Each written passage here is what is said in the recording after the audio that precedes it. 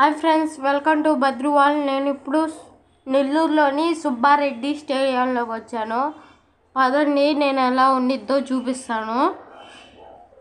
ఈ ఛానల్కి ఎవరైనా కొత్తగా వస్తే ప్లీజ్ సబ్స్క్రైబ్ చేయండి.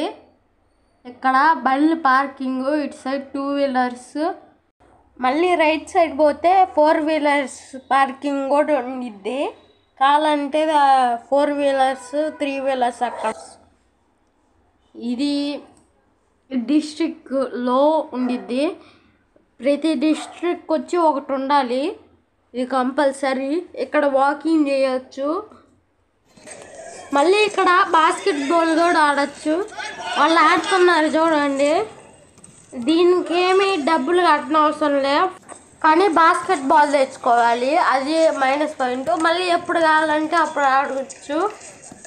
మళ్ళీ నేను నెక్స్ట్ వీడియోలో మీకు ఎడిటింగ్కి, ఫోన్ ఎడిటింగ్లో ఏది బెస్టో పెడతాను, అది చూడండి.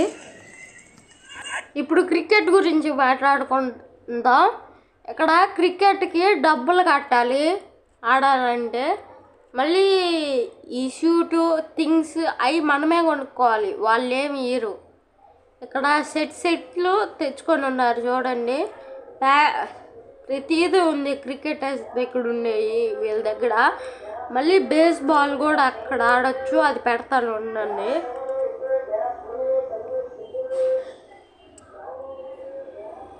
మంచి ఖాళీ స్పేస్ కూడా ఉంది. క్రికెట్ కాకుండా ఆడుకోవచ్చు, కానీ డబ్బులు కట్టాలి.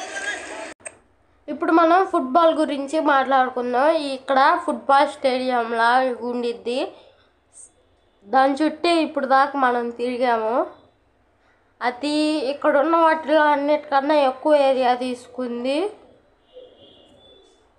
హాకీ మళ్ళీ ఫుట్బాలే, ఇంకేది ఎక్కువ తీసుకోవాలా. మళ్ళీ గ్రీనరీ ఎక్కువ ఉండిద్ది, బాగా ఊపిరి తీసుకోవచ్చు. మళ్ళీ కొంతమంది పొద్దున్నే ఎక్సర్సైజెస్ కూడా వస్తారు. స్విమ్మింగ్ చేస్తాను నేను. ఆ స్విమ్మింగ్ కూడా ఈ స్టేడియంలోనే.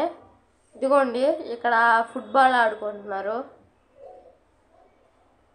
ఏందా రికార్డింగ్ చేస్తున్నాను అని చూస్తున్నారు చూడండి ఒకడు.